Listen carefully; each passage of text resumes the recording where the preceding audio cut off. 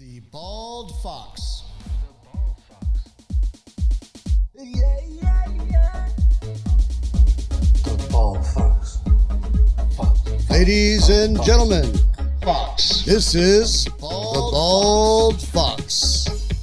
And today we have some guest stars. We've got Anthony Griffithe. Hey. And we've got our little furry guest stars, little Molly Yorkie and our little Milo Maltese. They're going to join us today for the story. See what we have going on. So for the audience, just to give a little background, we have a series that we're going to be doing on entertainment. And part of this was born based upon, my ambition and background in the entertainment industry and some of the stuff that I've done, going all the way back to where we've talked about on prior episodes of me wanting to be an actor as a child. Yeah. And kind of, how that developed and where that came from and some of the things that I've had the honor of kind of being a part of and, Sure. and the good and the bad and all the fun that comes with it and the turmoil and the stress and the enjoyment and kind of go through and talk to everybody about that. But I know you had a whole bunch of questions. You had things you wanted to ask about it. Sure. So this is your time. Fire away. Yes, sir. So I know a lot of people want to get into acting, especially when you're younger. That's like a big thing that somehow dies in people. That's a whole nother episode, right? Right. So I think a lot of people would just want to know, even as a young kid, where do I start? It's probably Googled and YouTube all day, every day. Right. Where do I start? How do I get into acting? Or how do I get into, producing movies, writing movies, directing movies? I didn't even know about all that stuff, growing up, of course. Who knows? You want to be in the industry. Maybe you just want to be a part of it. You don't want to be an actor. Maybe you just don't know, that there's other roles like director and sound and, people who wardrobe and, Sure. there's so many aspects of it that I'm sure you know more than me. It's interesting because you're right. There's so many different positions or roles in the entertainment industry, anywhere from, your makeup artist, your gaffers, to your script readers, all the way down to distribution, people that are, taking it to the market. You have financing, there's so many different elements all the way across the board that if you really look at the fundamentals of what the movie business is, it all comes down to, it's like any company. Yeah. Okay. So it's interesting because as a child, as I said, I wanted to be an actor. Yeah. And, how do you become an actor? Well, there's several different ways to do it. Obviously you can do the traditional way where you go and you get your headshots, you do a little bio, you submit that to a talent agency. Okay. And you try to get yourself an agent or a manager or both. What would you say in it? Like if you haven't really done anything, obviously you can't say much, right? But what do you like, stuff in school, plays, stuff like that? Sure. Anything that gives you kind of some kind of accolades to show us what you're capable of doing or what you want to do, right? Some people, it's merely about a look. Yeah. You have that look. You got the look. That's right. Man, I wish I had that look. And hey, maybe I do. Have you seen some of the actors out there? Oh, and hey, and I've seen some actors and actresses that they're older. They're like in their 60s, 70s, even 80s. And it's like, dang, there's roles for everything. Well, you got to remember, look at life. And when we make movies, right? Yeah. We make movies that include babies, grandparents and, we make movies where people are hundreds of years old. Yeah. So there's going to be roles for all age. And if you think about some of the iconic actors that we have in Hollywood today, and ones that are very recognizable, like the Morgan Freemans of the world. Okay. Someone who is just a by far astronomical, amazing actor. He has been well known. He's recognized. He's iconic.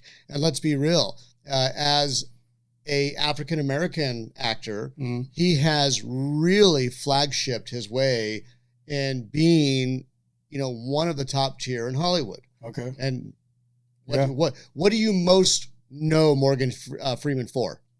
I don't even know.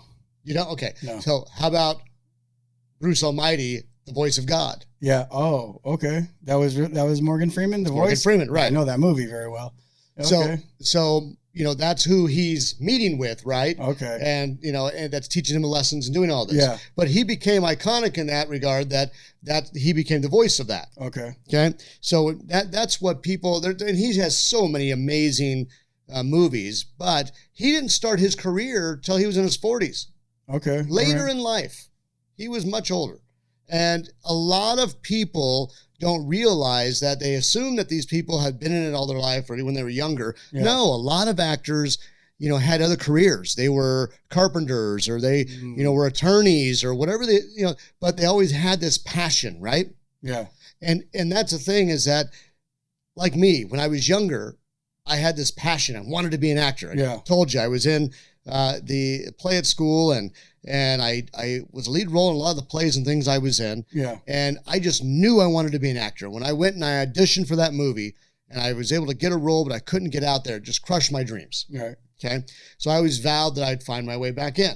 Okay. Now, I've told this story before, but right now it's probably a little bit more relevant, and I'll tell you why in a second. A long time ago, about 15 years ago, I had the opportunity to sit and tell my passion to an actor, as we talked about.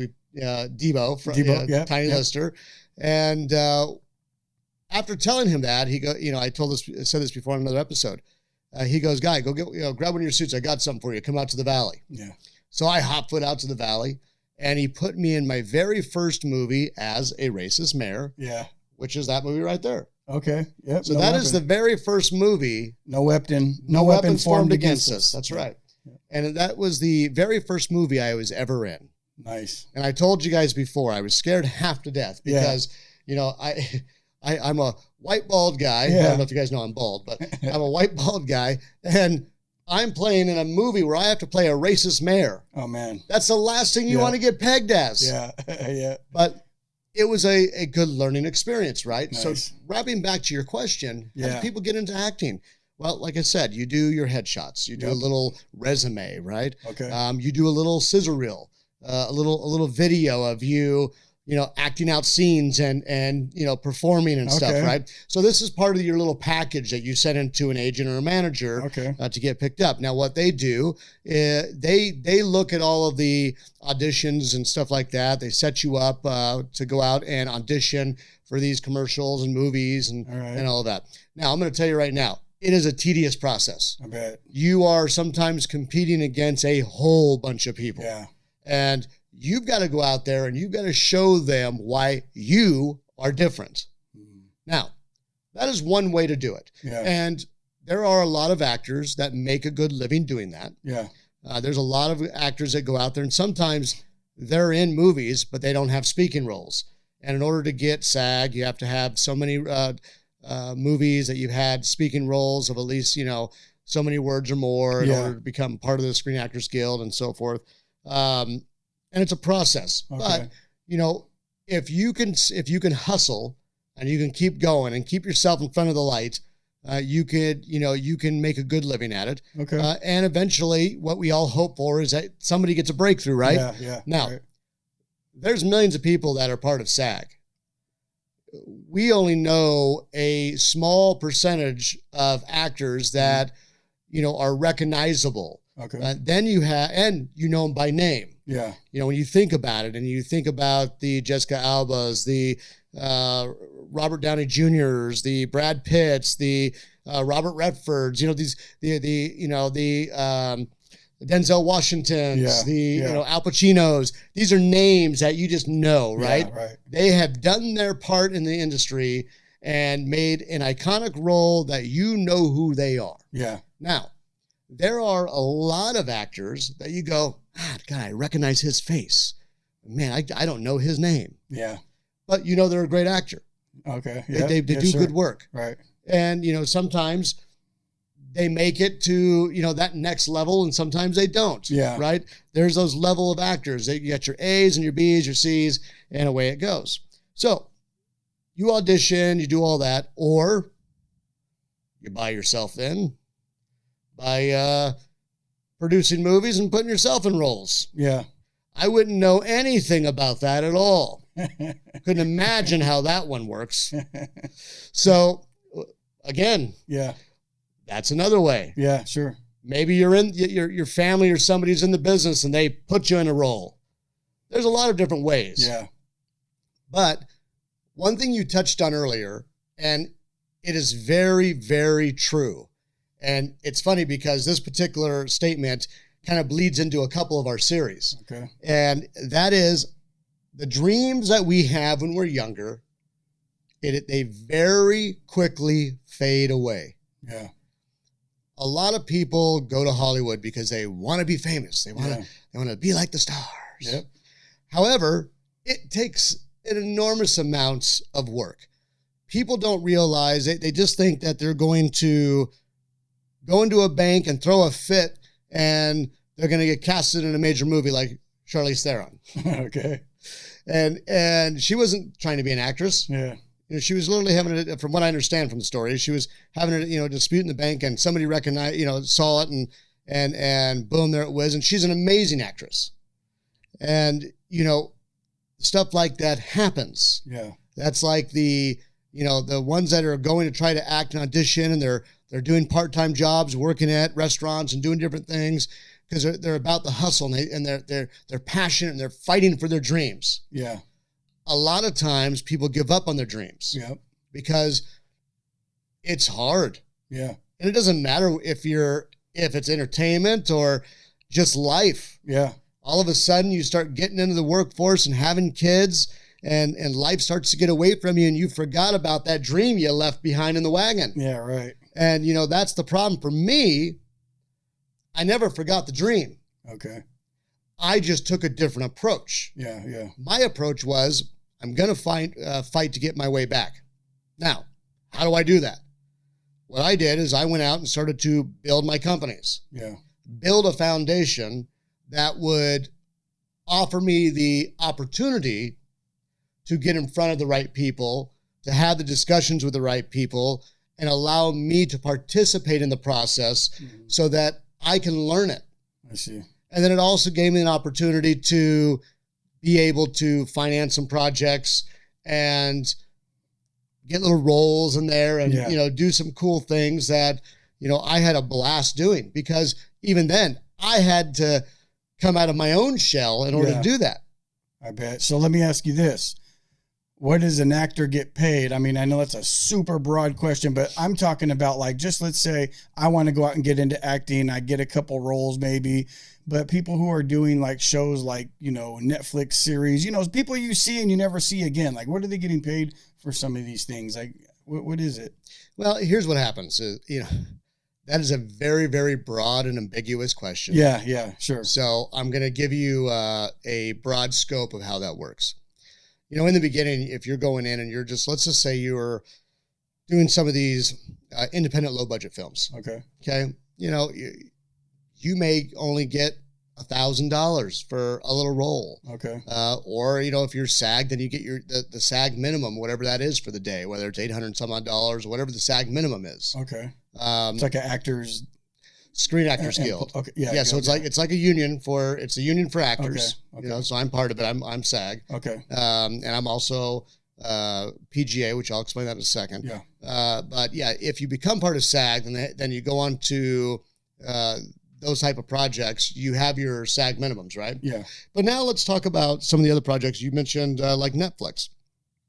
So actors in these ones, you still have some of your lower scale comp plan, but usually when, let's say, a pilot comes out, the pilot, you're getting paid a little bit less, right? They're getting paid, let's just say, $10,000 or $15,000, an episode, and then if it gets past it and it gets picked up, okay. Well, now we're talking big bucks, right? Right. That 10, 15,000 could be 50, 100, could be 250,000, depending on your role and what your deal is and who you are. Can you get royalties as well? Sure. Yes. Like maybe if you somehow your manager or something. Yeah. Yeah. So we get residuals. Okay. Now, and that's the other thing is that keep in mind, if you have an agent and a manager, they get a piece of the pie. Okay. Because they're working for you to get you jobs. Sure. Okay. So, a manager could be 10%. You could be giving up another 10 or 20% to an agent. Nice. They're going out there and hustling. Yeah. And you have to keep all that in mind. Without these people, unless you have a business and legal skill set to go and negotiate some of these contracts and deals, you rely on these people, but they also have the connections and resources typically to get you into projects, right? Okay. So you got to keep all of that in mind. Everybody wants to be in Hollywood, but they just think that, for example, a filmmaker goes and wants to make a film. Oh, I've got this great idea. Yeah. And, whatever it is, aliens are going to be throwing cars off the San Francisco Bridge. Fantastic. Oh, we're going to be millionaires when we make this movie. Yeah. Well, let's talk about how you're going to make the movie. What's the budget going to be? Are you going to have any name recognizable actors that is bankable? Yeah. Do you have distribution? You think that just because you make a movie, oh, wait a minute. Do you know what goes into actually doing the music score, the post, the editing? And there's a lot that goes into it that nobody, unless you know all the fundamentals of taking it from conceptual idea of creation to concept to your pitch deck, to your getting your budget done. If you're going to actually do a movie that's any size, it has any kind of sizable amount to it that needs a bond. If you're going to if you're going to film in Alabama and pick up a 30% cash rebate. We're stretching so far from how do I be an actor? Right. And someone's just like, no. Right. So, but here's what everybody needs to know. Yeah. Everything that I'm throwing up on you right now is part of the entertainment and how to do it, right? Yeah. You're either going to be an actor, you're going to play a role in some capacity if that's what your passion is. And on our series, I'm going to talk about all of these elements. Yes, that's a Bald Fox series. That is a Bald Fox series, and it's on entertainment in Hollywood. Yep. Don't forget to follow us on Instagram. Subscribe to our channel on YouTube. Click the link below. Stay tuned. We have a lot of information that we're going to break apart on this series to help you, to give you a good idea of the fundamentals of how this works. If you're really interested in just knowing it or learning about it or experiencing it, and make sure you get on there and comment and engage with us because we love the questions. It allows me to help you guys get more educated and have a good direction of how to help you. And you know what? There's a lot of excitement in Hollywood. Yep. But there's also a lot of work that goes into it. Most people see red carpet and step and repeats and the awards. And look, I've got to experience all of that. And it was amazing. But there was a lot of work that came to get there. Yeah. And I would rather spend the time and really educate because a lot of people want to invest in this space. Yeah. And a lot of people have lost money. Why? Because they don't know that it's a business. It is a corporation, just like any product. Sure. You make a widget, that widget has to go to market, and you got to have a buyer for it. Yeah. So if you can put all that together, we can actually figure out how to make good money in this and provide our audiences with a great product that they can watch and enjoy. Yep. So any up and coming movies, what's your next move before we check out of here? Leave them at that. We have a slate of films that we have currently just negotiated, and we are out to some prominent people. All right. We will discuss that more in the episodes. Yep. We're going to keep it there, and that way we can give you some education on the fun and excitement of Hollywood and keep you guys updated on our up-and-coming projects. Milo is with the Bald Fox, and Molly is with Anthony Garibay. Over here. And just remember, even if it's just for him, this little furry guy, don't forget to follow us on Instagram, subscribe to our channel, click the link below. We will see you there. The Bald Fox is out. Anthony Garibay out. Good ball.